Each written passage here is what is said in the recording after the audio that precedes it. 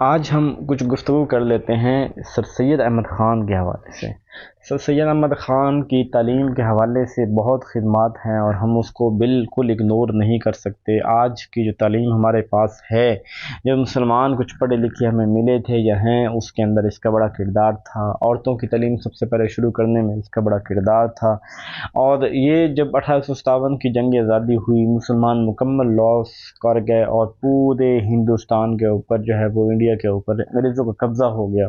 ایسے میں پھر انگریز جو ہیں یہ ڈپلومیسی کے اندر جیسے آج بہت آگے ہیں ہم سے، ایسے ہی یہ ڈپلومیسی کے اندر بہت آگے تھے۔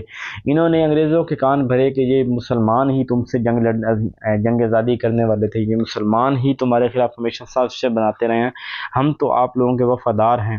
اس طرح کر کے ان کو تعلیم کے موقع بھی ملتے، ان کو عہدے بھی ملتے، اور مسلمانوں کو کوئی جاب، سرکاری جاب نہیں ملتی تھی۔ ان مسلمانوں کے اوپر بہت برا ٹائم شروع ہو گیا 1857 کی جنگ آزادی کے بعد۔ حالانکہ مل کے لڑی تھی، یہ انگریز بھی تھے، ہندو بھی تھے اور مسلمان بھی تھے، لیکن بعد میں ہندو ہارنے کے بعد ہندو ان کے قریب ہو گئے، مسلمان ان سے دور ہو گئے، ٹھیک ہے۔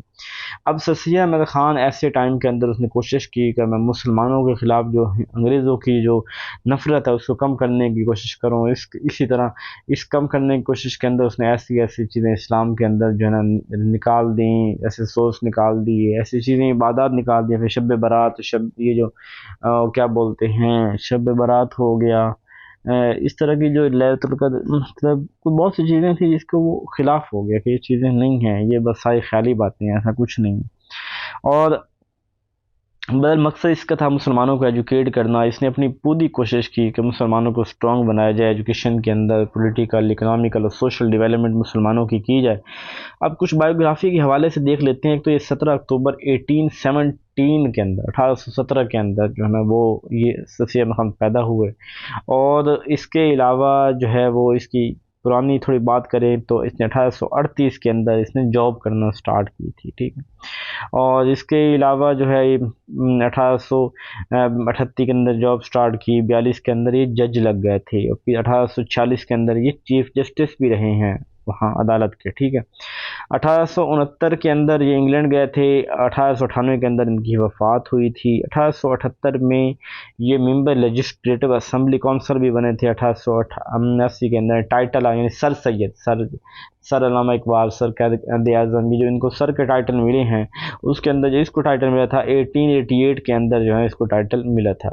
1899 کے اندر انہوں نے LLD یہ لا کی ڈگری جو ہے وہ ایڈنبرگ یونیورسٹی سے کی تھی، اور آبجیکٹیو ان کا یہ تھا کہ تو اسلام کی حفاظت کرنا، اور جو دشمن برطانیہ ہے ان کو مسلمانوں کے خلاف جو ہے ان کی دشمنی اس کو ختم کرنا، ہارمنی پیدا کرنا، کہ مسلمان سائنس بھی سیکھیں، فلسفی بھی سیکھیں، صرف وہ اپنے مضامین کی طرف نہ لگے رہیں۔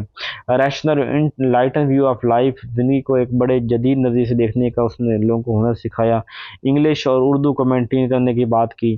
اس نے مراد آباد کے اندر جو ہے 1859 کے اندر اپنا اسکول بنایا، پھر اس کے بعد مراد آباد کے اندر ہی اسپیشل اسکول بنایا، غازی پور میں 1863 کے اندر بنایا، 62 میں 64 میں سائنٹیفک سوسائٹی بنا دی، جس کا پرپز تھا کہ ادر بک کو جو ہے نا وہ اردو اور پرشین کے اندر کنورٹ کرنا۔ 1866 کے اندر انہوں نے ایک گزٹ جو ہے وہ میگزین شائع کیا۔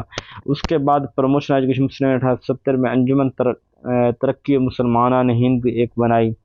اس کے MA اسکول 1875 میں بنایا، وہ 1870 میں کالج بن گیا۔ 1921 کے اندر جا کے یونیورسٹی بنی تھی، جو سر آغا خان نے جو ہے اس کو بعد میں یونیورسٹی بنایا تھا، ٹھیک ہے۔ اس کے 1886 کے اندر آل انڈیا محمدن ایجوکیشن کانفرنس جو ہے وہ پاکستان کے اندر ہوئی تھی۔ وہ یہ اسٹاپ مسلمان ٹو گو ٹو پاکستان کہہ رہا ہوں، سوری، انڈیا کے اندر اس وقت جو ہوئی تھی 1886 کے اندر۔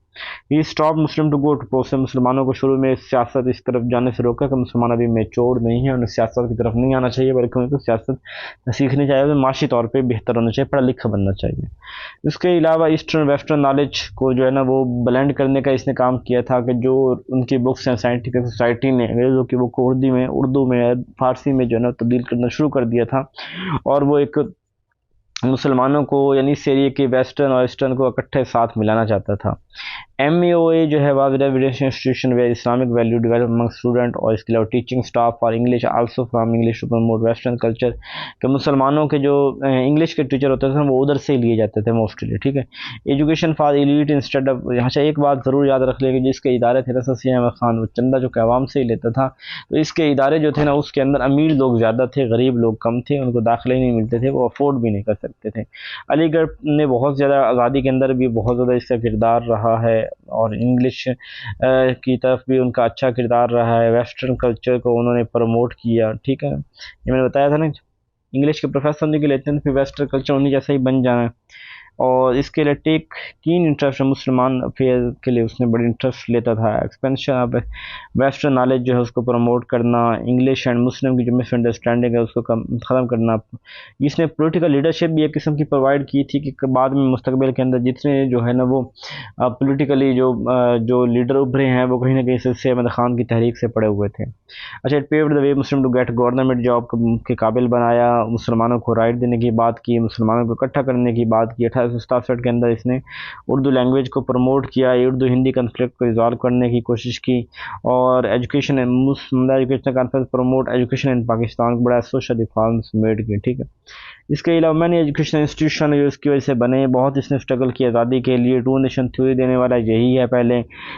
ٹاک اباؤٹ ویسٹرن نیشنلزم، تہذیب اخلاق اس نے لکھا، سپرسٹیٹیوشن توہمات کا اس نے خاتمہ کیا، اور سوشلی کریکشن کی بات کی۔ اس کے علاوہ ٹورڈ ایجوکیشن کی طرف خود کو واقف کرنا، لائر رہا برٹش کے ساتھ بھی، مسلمانوں کے ساتھ بھی۔ پولیٹیکل اس نے پلیٹ فارم دیا کہ مسلمانوں کو کبھی الیکشن میں لڑے، ہی سیڈ اوائڈ پولیٹکس سے بچو۔ بہت سی اس نے بک لکھی ہیں جس کے اندر history of Muslim rule in India, history of باجن پور، اسرار السنادید، اسباب بغاوت ہند، برٹش انڈین ایسوسیشن، لائر موبلن of engineers of life of Muslim طبیعت الحکام، یہ اس نے کچھ کتابیں لکھی۔ اپنا خیال رکھیے گا، امید ہے باتوں کی کچھ نہ کچھ سمجھ آ گئی ہوگی، اور انشاءاللہ ملتے ہیں پھر اگلی ویڈیو میں۔ جزاک اللہ۔